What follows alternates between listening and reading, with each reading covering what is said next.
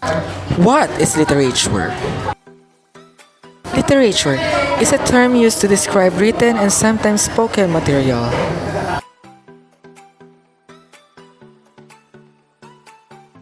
Derived from the Latin word literature meaning writing form with letters.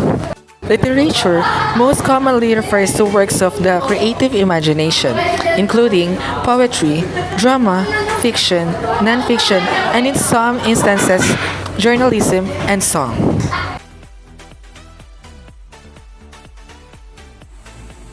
The pre-colonial period.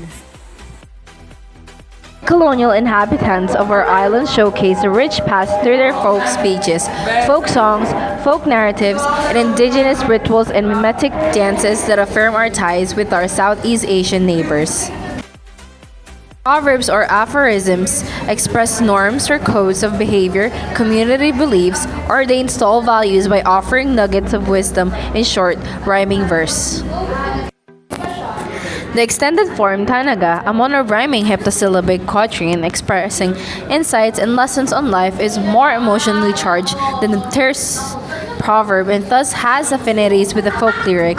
Examples are the Basahanon or extended didactic sayings from Bukidnon. The folk narratives, examples, epics, and folk tales are varied, exotic, and magical.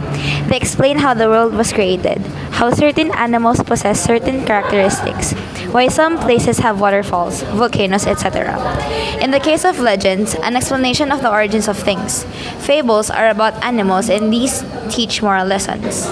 Our country's epics are not national for they are histories of varied groups that consider themselves nations.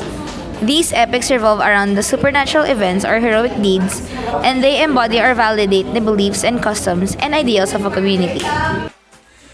The Spanish colonial period.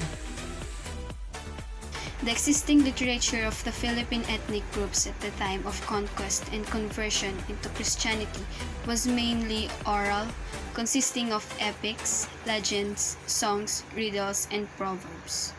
The Spanish colonial strategy was to undermine the native oral tradition by substituting it for the story of the Passion of Christ. Although Christ was by no means warlike or sexually attractive as many of the heroes of the oral epic tradition, the appeal of the Jesus myth inhered in the protagonist's superior magic.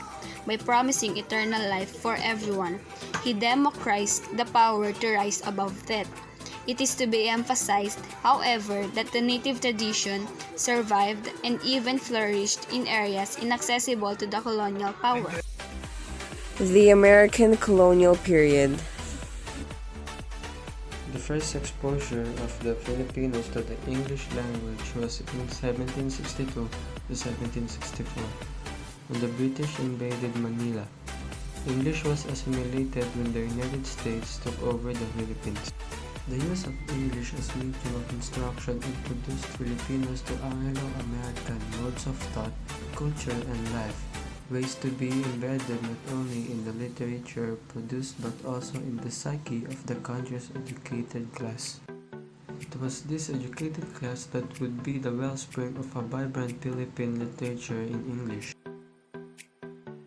The Japanese period. Japanese period is our first topic for the final period. Japanese period has been called one of the darkest days in the history and literary tradition of the Philippines.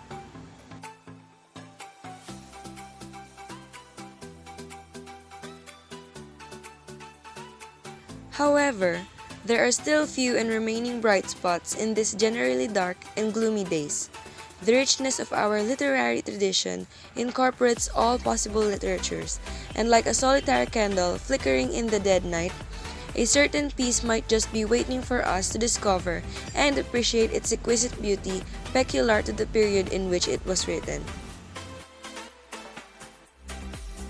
Post-war period.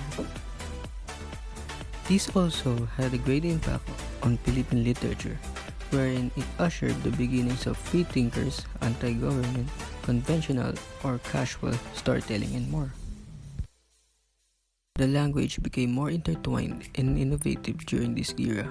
Out came Taglish. Profanities are a common occurrence. Jejemon, Bekimon, and the like have sprouted.